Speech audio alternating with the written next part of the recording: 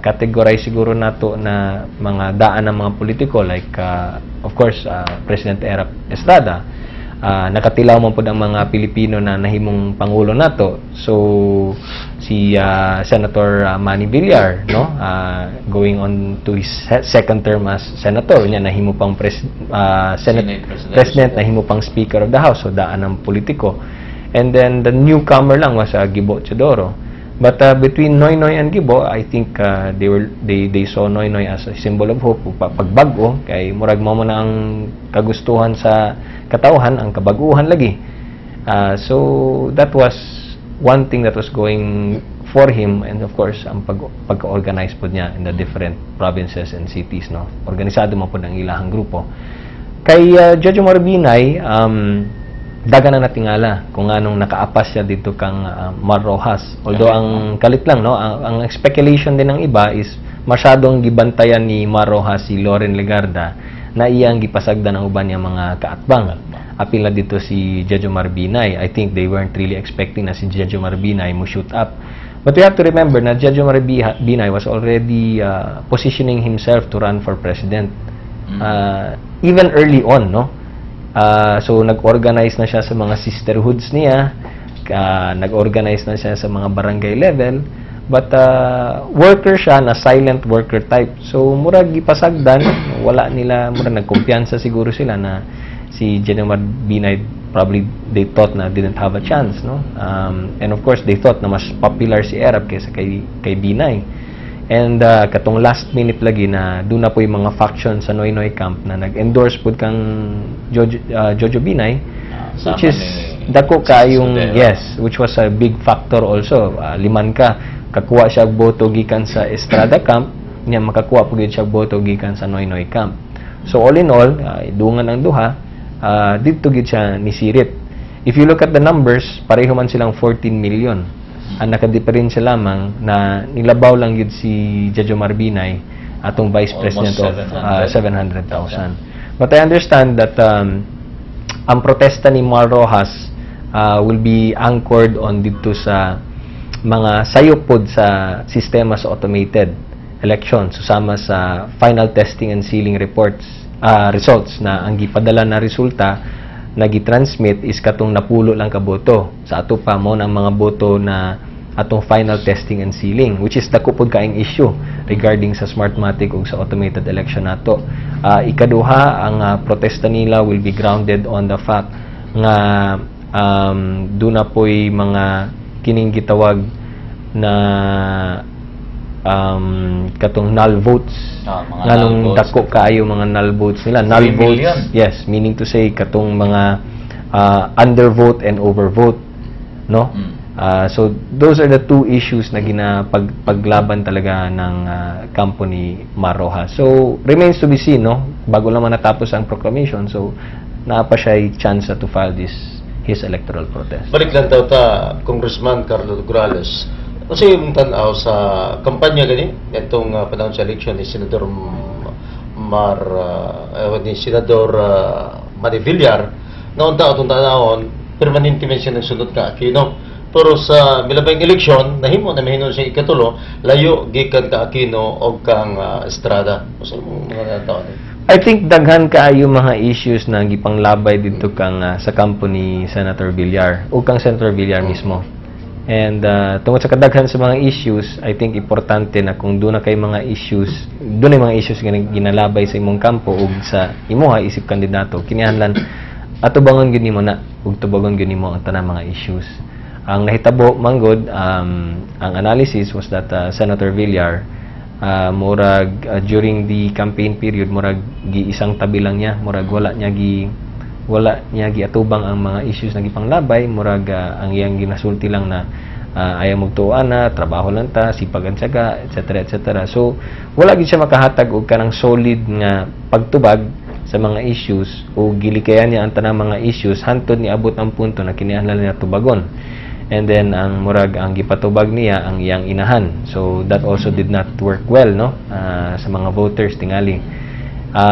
And of course, naapoy mga allegations na nisulod siya sa mga black propaganda. Whatever it is, I think the lesson to be learned here is kung doon na may mga issues na ipanglabay sa imuha, isip sa kakandidato, kinahan, tubangon gina nimo, tubangon gud nimo sa lalong madaling panahon. Kinahan paspas kinang imong pag-react niya na. Otherwise, mag-sink in ka na sa mga botante and maulagi ka na, murag madala pod sila sa katong mga issues. Ang kang Erap Estrada, kay President Erap Estrada, I think he was able to maintain his kining base votes niya.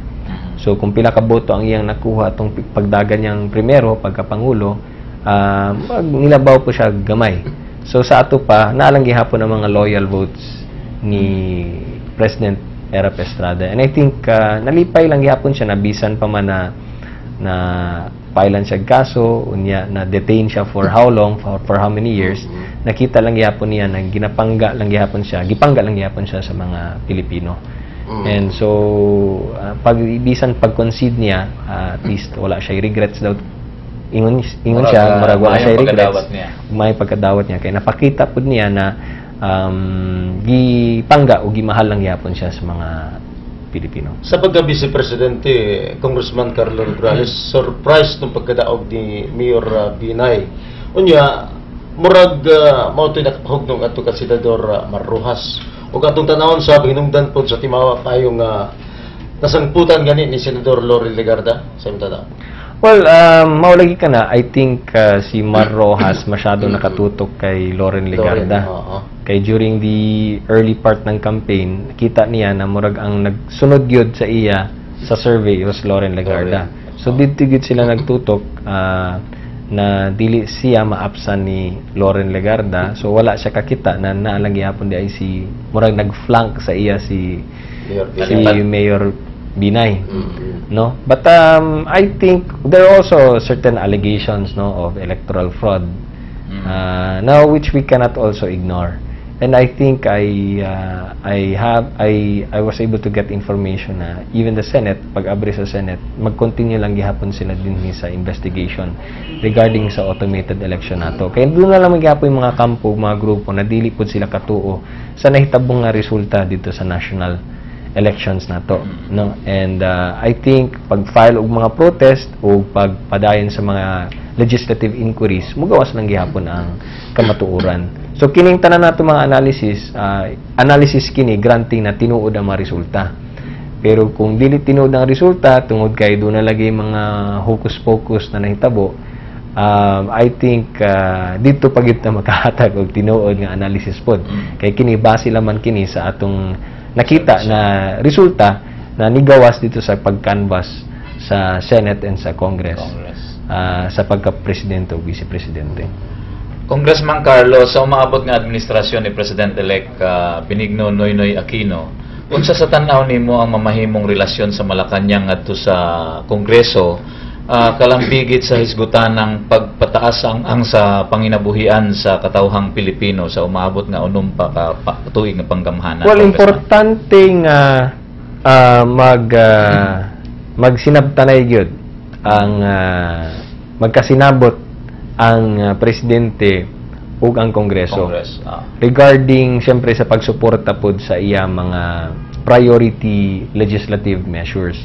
Kay sa pagsugod sa State of the Nation address, sa pinakaunang State of the Nation address ni President-elect Noynoy Aquino, dito na niya i-outline kung unsa ang iyahang priority programs.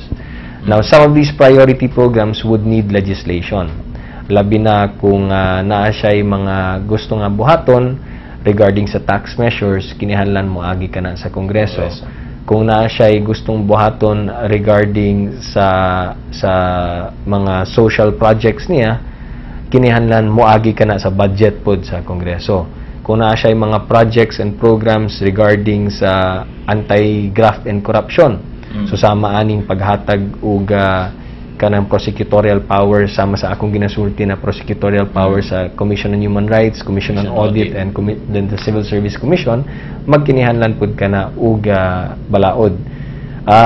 Kung musuporta pud siya sa constitutional change, for instance para ang atong automated elections and ang ato ang pag-canvass based on the Constitution murag magtugma na, kinihanlan po niya og suporta sa Kongreso.